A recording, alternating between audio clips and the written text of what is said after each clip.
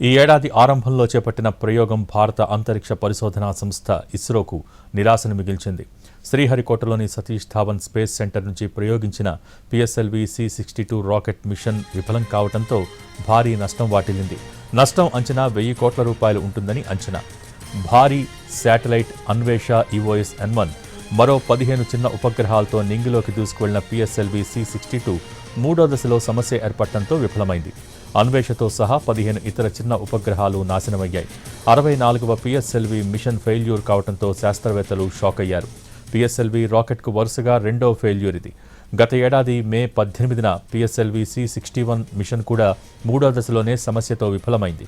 అప్పుడు EOS-09 radar imaging ఉపగ్రహం నాశనమైంది. అంతకుముందు అంటే జనవరి 2025లో GSLV F-15 మిషన్ కూడా విఫలమై NVS-02 నావిగేషన్ ఉపగ్రహం నష్టపోయాం. DRDO రూపొందించిన వ్యూహాత్మక నిఘా ఉపగ్రహం అన్వేష EOS-N1.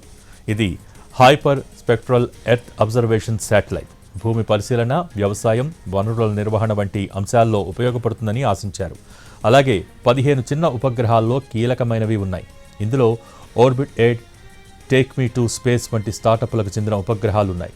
ప్రయోగం మొదటి 2 దశలు సాధారణంగానే పూర్తయ్యాయి. కానీ రాకెట్ లిఫ్ట్ ఆఫ్ అయిన 6 నిమిషాల తర్వాత మూడో దశలో రాకెట్ ఆల్టిట్యూడ్ కంట్రోల్ కోల్పోయింది. దీంతో ఉపగ్రహాలు కక్ష్యలోకి చేరకుండా నాశనమయ్యాయి. గత ఏడాది మే 18న పిఎస్ఎల్వి C-61 అలాగే నిన్న ప్రయోగించిన పిఎస్ఎల్వి C-62 ఈ 2 మిషన్లలోనూ మూడో దశలో ఛాంబర్ ప్రెషర్ తగ్గిపోయింది. వాస్తవానికి పిఎస్ఎల్వి ఇస్రోకు చాలా సక్సెస్లు ఇచ్చింది. అందుకే వీటిని వర్క్ హార్స్ అని పిలుస్తారు. పిఎస్ఎల్వి 64 మిషన్లలో కేవలం 5 ఫెయిల్యూర్స్ మాత్రమే ఉన్నాయి. అయితే ఏడాది కాలంలో ఒక GSLV, 2 పిఎస్ఎల్వి వైఫల్యాలు ఇస్రో శాస్త్రవేత్తలకు ఆందోళన కలిగిస్తున్నాయి.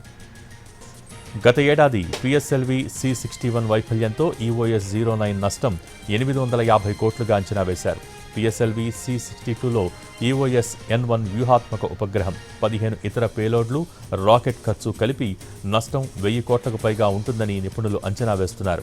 ఇందులో రాకెట్ తయారీ ఖర్చు సుమారు 300 కోట్లుంటుంది. వీటితో పాటు ఉపగ్రహాల తయారీకి ప్రైవేట్ కంపెనీల పెట్టుబడులు ఉన్నాయి. అంతర్జాతీయ కస్టమర్లు ఉండటంతో ఇన్సూరెన్స్ క్లెయిమ్లు, రీఫండ్లు కూడా ఉండొచ్చు. వరుస వైఫల్యాలు ఇస్రో యొక్క కమర్షియల్ లాంచ్లను ప్రభావితం చేస్తాయి. నిన్నటి ప్రయోగం ఫెయిల్ కావడంతో ప్రైవేట్ స్పేస్ స్టార్టప్లు కూడా నిరాశ చెందాయి. ఇస్రో ఈ ఏడాది మరో 5 మిషన్లు ప్లాన్ చేసింది. కానీ నిన్నటి ఫెయిల్ భవిష్యత్తు మిషన్ల ప్రయోగాన్ని ఆలస్యమయ్యేలా చేయవచ్చనే వాదన వినిపిస్తోంది. మిషన్ ఫెయిల్ కావడంతో 15 మంది సభ్యులతో కమిటీ ఏర్పాటైంది. త్వరలో ఆ కమిటీ నివేదిక సమర్పిస్తుంది.